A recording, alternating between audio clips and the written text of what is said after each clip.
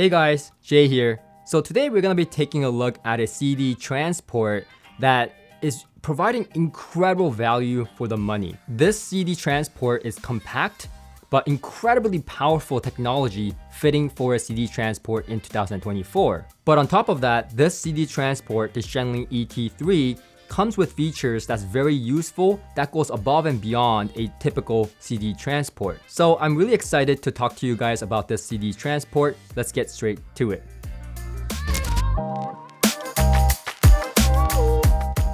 So first of all, even if you own a high-end CD transport, this video may be useful because this CD transport has features that even some high-end CD transports do not have. And that's really the key thing here, is that despite this being a compact, small CD transport, it has a lot of technology, modern features that you can really appreciate. In fact, one of the things that I really like about the CD transport is that it's a top-loading CD transport using a Philips drive unit and a Sanyo's laser. And in fact, I personally prefer a top-loading CD transport or a CD player for that matter, because the ones that come out in a drawer style, those can get flimsy, those can get stuck. And I've had that happen before, not right away, but over a long period of time. So a top-loading transport or CD player avoids this problem entirely. So that's something I appreciate about this CD transport right off the bat. But also the lid isn't just a lid, it also has this puck thingy right in the middle to keep the CD in place.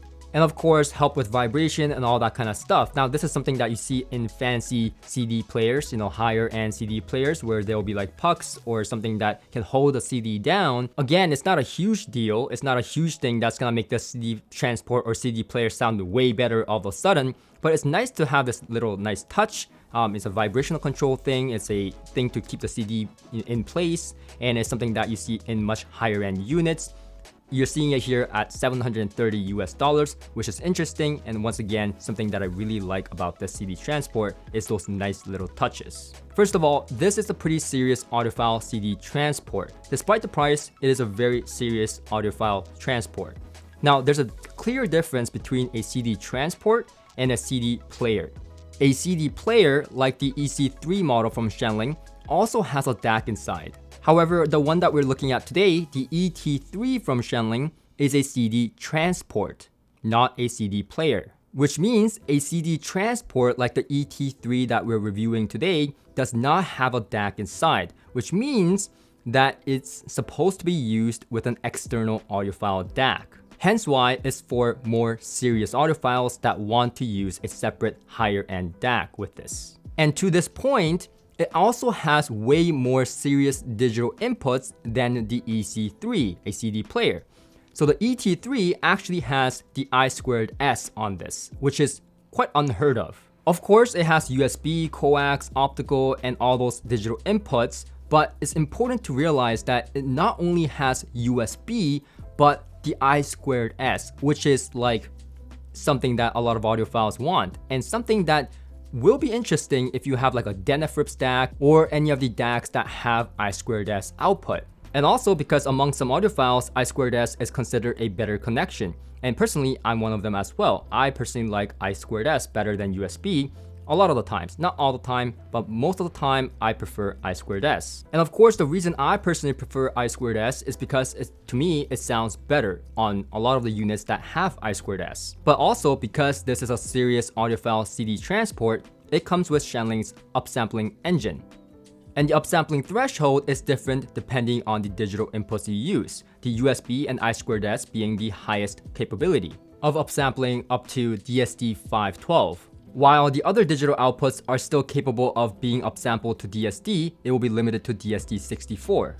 And if you are one of those few audiophiles that have MQA CDs, it's also compatible with the ET3. So it seems like Shanling has put a lot of thought into this. It is catering to audiophiles that wants a lot of digital outputs. It's catering to audiophiles that has a particular liking to I2S and want to use their I2S DACs with this unit. And also, it's catering to those audiophiles that want to upsample and feed those higher sampling rates to their DAC. And of course, I personally tried with and without the Shanling's upsampling mode here. And I personally found that I would really not listen to this CD transport without the upsampling. Not because without the upsampling it sounds bad, it's actually quite good, but when I do upsample, it's just that much better. Now, personally, I was using the DENAFRIPS Pontus 15th generation DAC using the I2S connection, upsampling all the way up to DSD 512. And the first thing that I noticed was that the soundstage was much more open, more air, more airiness, more spaciousness, and also it just sounded much bigger in scale. Also, it's not that I heard more detail per se, but it was more nuanced, more sparkly, and overall, I personally thought the upsampling made this CD transport sound just that much better with my Pontus 15th generation DAC. Now, if you've been watching my channel for a while, this is probably surprising for you as much as it is for me, because I am not a particular fan of upsampling. In fact, I've been always a person that likes no oversampling, or NOS. But in this case, I particularly liked the oversampling done with the ET3. It sounded more natural, more bigger, and more bigger scaled. Overall, I found that the sound was much more higher end sounding and much more to my liking and more musical with the oversampling compared to without on this unit. Now, for those of you who mainly play CDs but are thinking of dabbling into the world of streamers, then you're in luck, because this also can be used as a streamer. Yes, it has a streamer built in, but it's not a full-blown streamer, it's limited. So it's perfect for those that want to dabble in it, but it's not perfect. It is limited to AirPlay if you're using iOS like me, or DLNA if you're using an Android. It also can act as a NAS server with a USB drives. Now, like I said, it is a limited streaming capability on this unit. So it doesn't have Ethernet, so it's only Wi-Fi. And with this unit and virtually every unit that only has Wi-Fi, it's not perfectly all the time working. Meaning it drops out sometimes, and it happened for me, and it's not because my internet is down in the basement, it's actually in this room. So it's not a problem with my internet.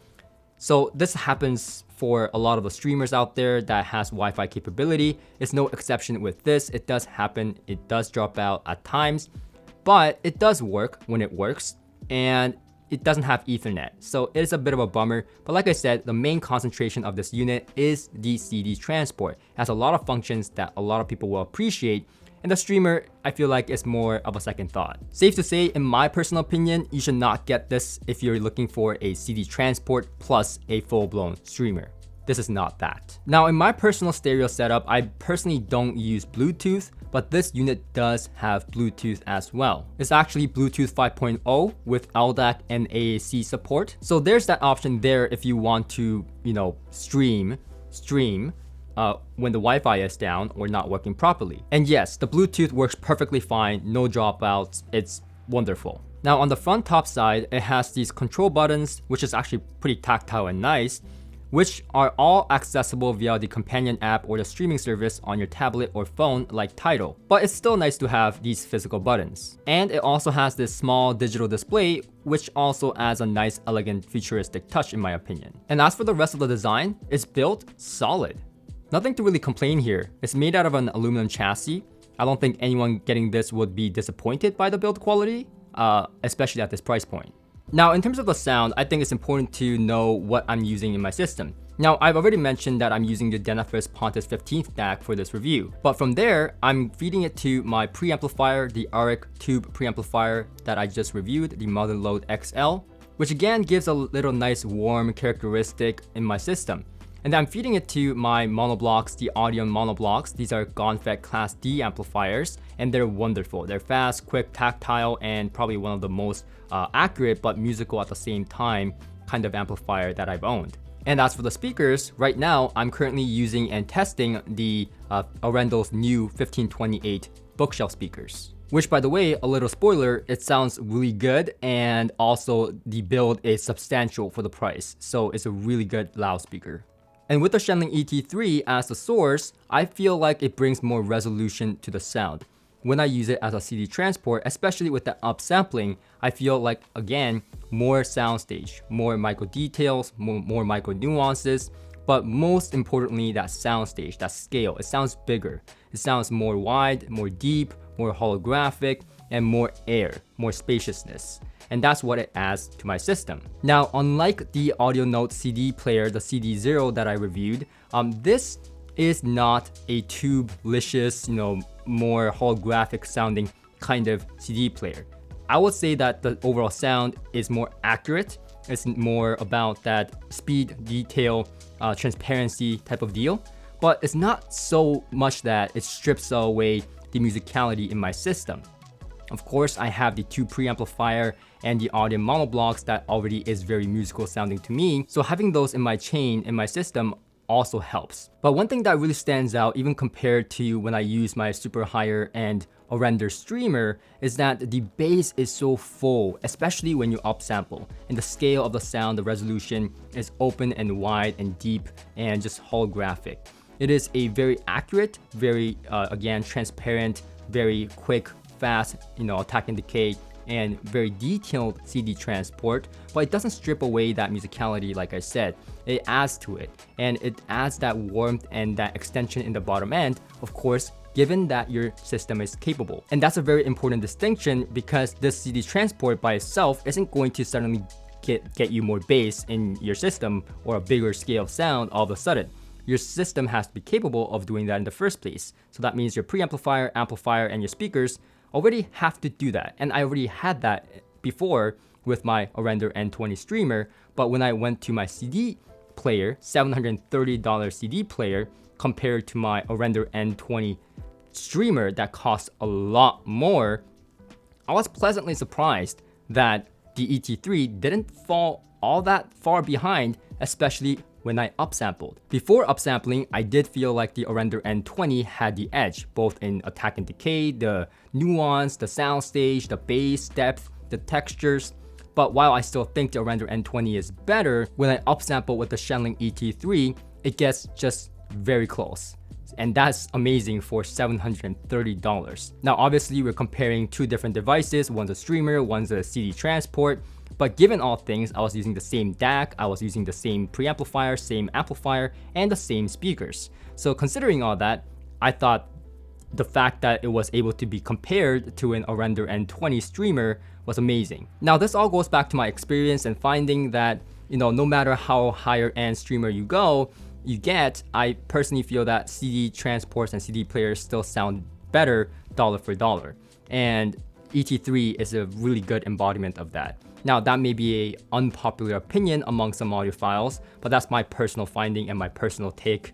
I still think CD players and CD transport sound better than a lot of the streamers out there. Of course, stating the obvious, streamers are still way more convenient than CD transports or CD players. So at the end of the day, who is this CD transport for?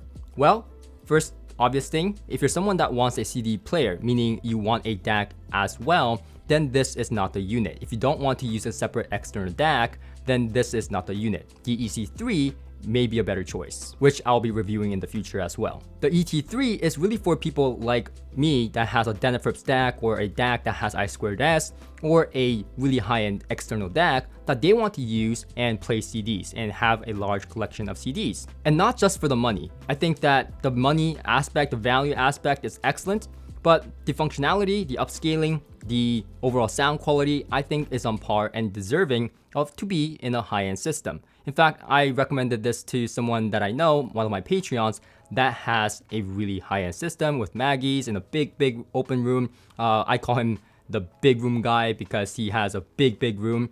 And he has Arendelle speakers and a bunch of other Platimon speakers, and I forget the other ones he had. But he is a pretty serious audiophile in my books. He really enjoys music. He knows a lot about music, and he was looking for a inexpensive CD transport. And this is what I recommended him, because not only is it inexpensive, but it performs, and it performs exceptionally well. I have personally no complaints. And what it does in a high-end system is that it adds resolutions to the system, especially when you upsample. So for me, just the fact that a $730 CD transport is not being a bottleneck to the system, but actually adding resolution, adding depth and scale and bigger sound to the system is a win. It's a big win. And I would say that I would recommend this CD transport to anyone that's in the similar kind of area as my Patreon, who has a high-end system, don't want to spend too much money on a CD transport, but want to have that high-end experience. And of course, I would definitely recommend trying that upsampling engine. So that's pretty much it from me. I hope this video was enjoyable and helpful, and if it was, please click that like button. It helps my channel out greatly, and it doesn't cost you anything. And I hope to see you guys in my future journey. Thank you for joining me today, and I'll see you guys on my next one. Until next time.